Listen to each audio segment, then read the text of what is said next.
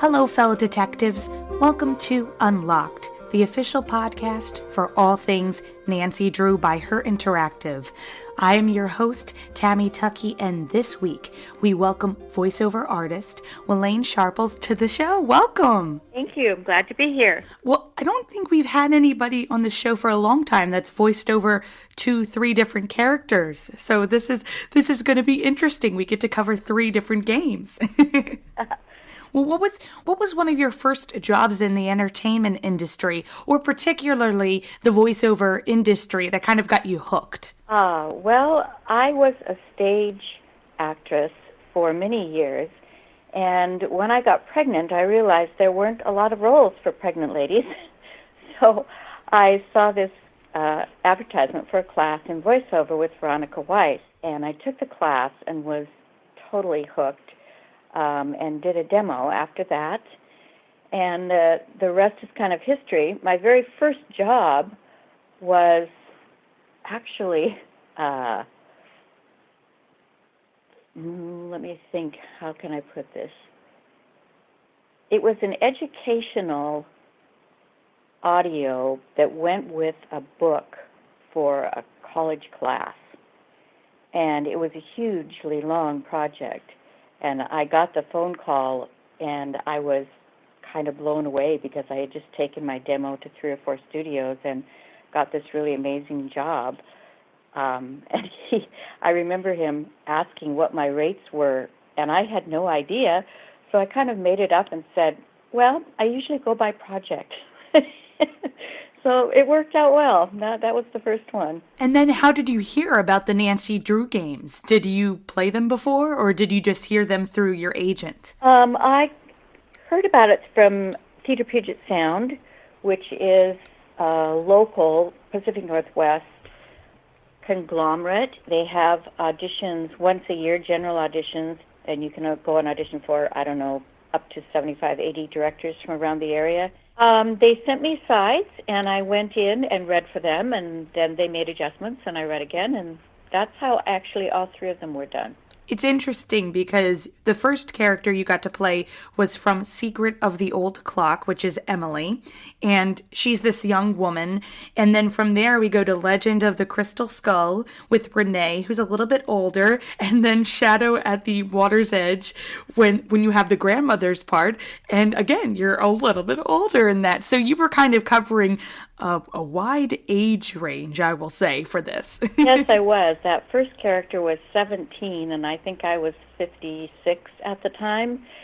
So that was fun. It was fun to watch the character and realize that, yeah, it actually worked to pull off a 17-year-old at that age. So I was pleased with the outcome of it. For Emily, especially, you said, it sounds like you said you got to see what she looked like before you went into the recording booth. Is that true, or? No, I didn't see it until afterwards, but I was told that she was 17, so that automatically brings up a younger, lighter, airier sort of tone.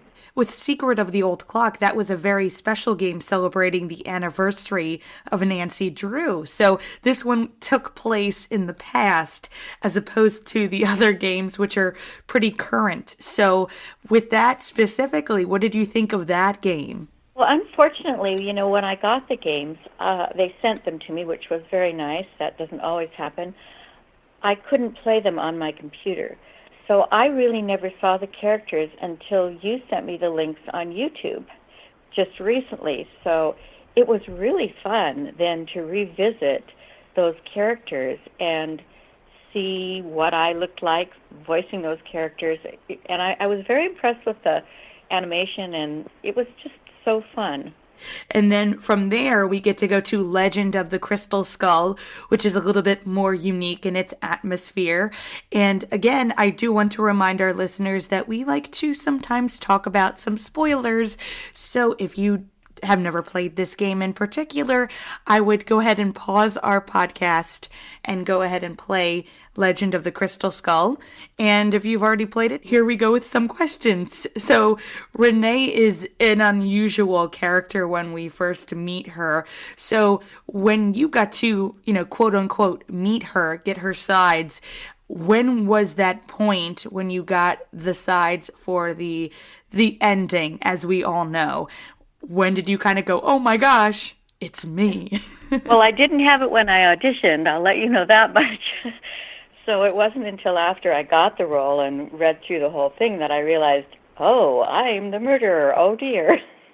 But that's good because, I think it kept it fresh, not knowing it right away.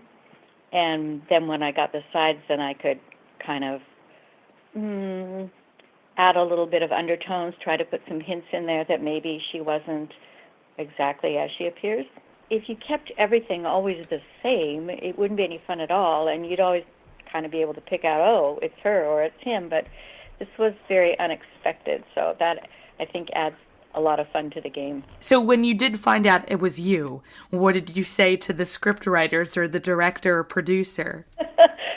I don't actually remember. It was so long ago, but I remember it was a surprise. And actually, one of my roles, stage roles that I really loved, I played a murderer. It was an English farce, and it's so much fun to play somebody outside your own character naturally, your own natural character, and to play a bad guy, bad girl, bad woman can really be fun. And so I liked it. I thought it was clever to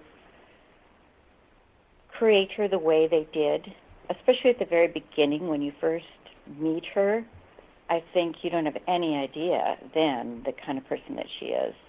So that was really nicely done. So we really had to hold our breath for Shadow at Water's Edge because we didn't know if the grandmother was it. We kind of walked in on the story seeing a confrontation between her and her granddaughter.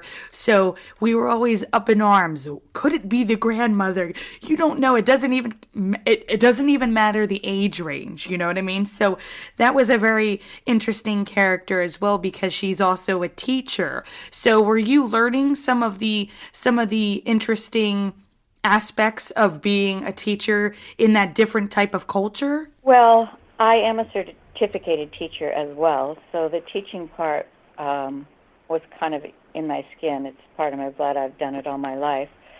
But of course, the Japanese part of it, that was a little bit more difficult, just figuring out the culture and the accent. I think that's probably the most difficult accent I've ever done was the Japanese accent.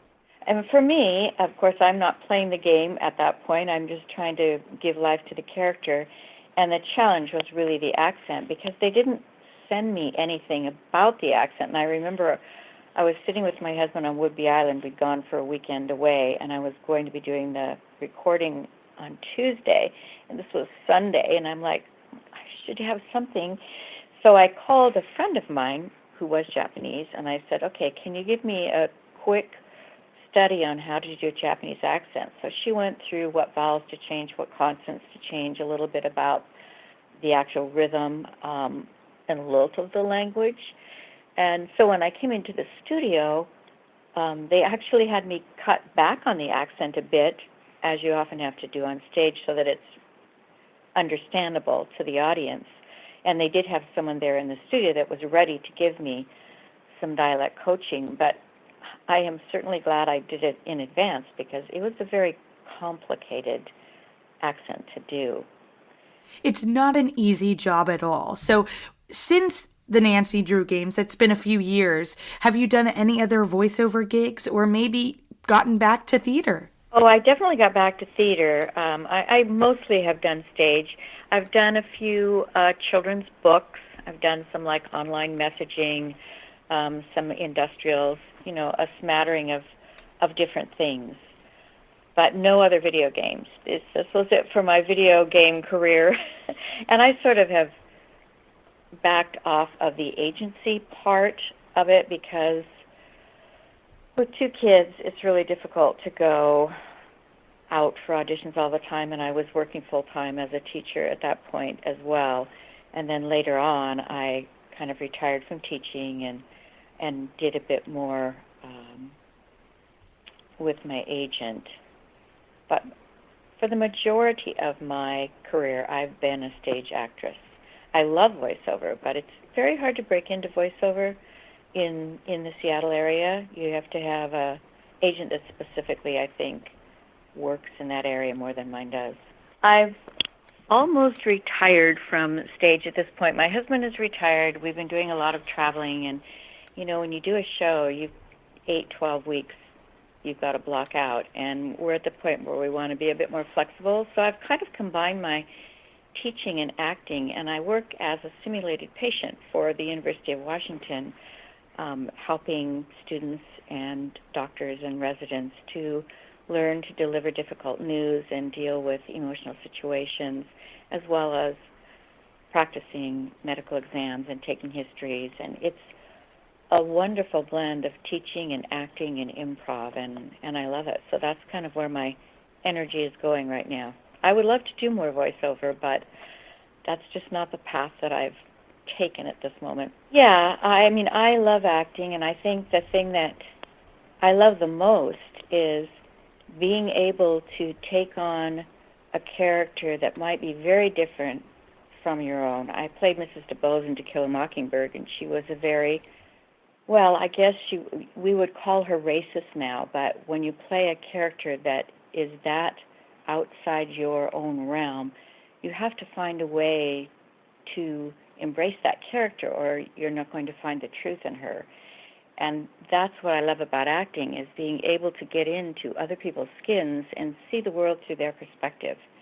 And it's a great teacher to be able to do that. But even like if you're playing a character like Renee, who is a murderer, you have to be able to set aside, oh, she did something horrible, because then you're not going to be able to bring truth to who she is. Got to figure out where she's coming from and be able to embrace her and not look at her from the outside as a terrible person, if that makes any sense at all. No, it does. And I really can't thank you enough for being on the show today. And my last question for you is if you could describe your experience working with Her Interactive and being a part of the Nancy Drew universe using one word, what would that be? Oh, one word? No. No, I can't do that. I loved working with Her Interactive. They were a wonderful, warm group of people to work with. And I loved the fact that the central character was a girl. I thought that those books, I read them myself, and I thought that they really allowed young girls to feel that they could, even back then, do what the boys did, that they could go to heights that perhaps they wouldn't have seen without these books. So I really believed in the books and in the character, and it was wonderful to be a part of bringing those to life for girls now as well.